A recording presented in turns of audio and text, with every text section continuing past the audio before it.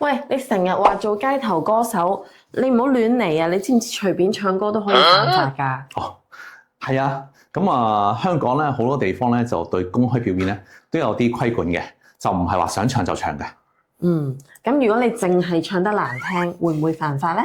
咁咧就話唱得難聽唔犯法嘅。咁如果內容涉及不雅、淫褻啊，令人反感有問題咧，咁就可能會出事啦。簡易治罪條例第12條 A 咧就講明，任何人唔論收唔收錢都唔可以參與提供管理不雅、淫褻、令人哋反感或者討厭嘅呢個公開表演嘅，違例嘅咧罰25,000蚊同埋監禁1年嘅。哦，咁我都放心啲，你都係淨係唱得唔好聽啫。咁如果去公園表演又得唔得呢？係啦，公園咧係最多人誤會嘅地方嚟嘅。康文署都修訂咗咧遊樂場嘅規定嘅，希望咧加強呢啲噪音嘅管理嘅問題啦，包括咗啲乜嘢咧？係任何咧，如果受噪音滋擾人士咧，都可以咧作為控方嘅證人嘅。禁止未經批准嘅人士咧喺公園入邊咧收報酬啦。喺有噪音嘅問題咧，喺公園咧就會張貼告示啦。列明咧譬如表演歌唱規定嘅。同建議咧就係最高刑罰咧提高到1萬蚊咁啊。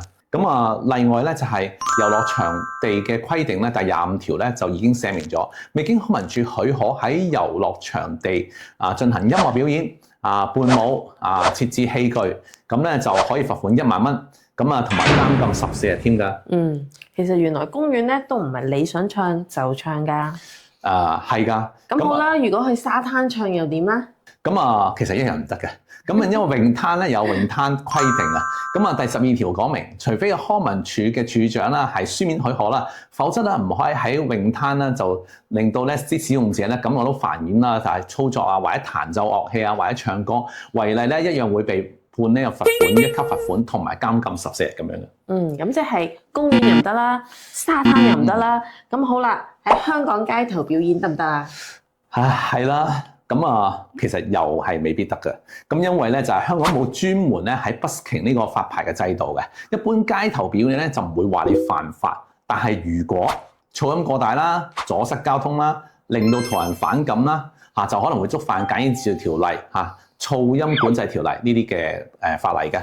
另外咧，如果晚上11點至第二朝嘅7點之內呢啲休息時間咧，更加唔可以大聲唱歌啦。咁如果我想正式咁樣合法咁樣表演，咁應該點咧？